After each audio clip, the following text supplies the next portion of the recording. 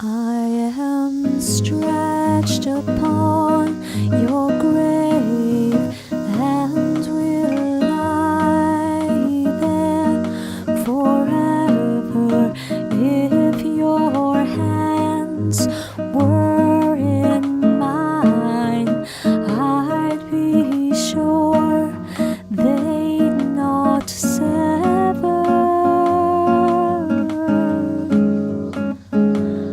my apple tree, my brightness.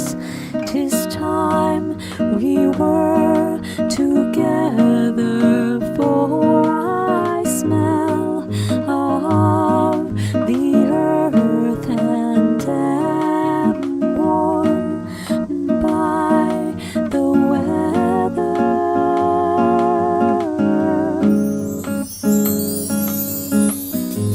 When my family thinks that I am safe in my bed from night until morning, I am stretched at your head,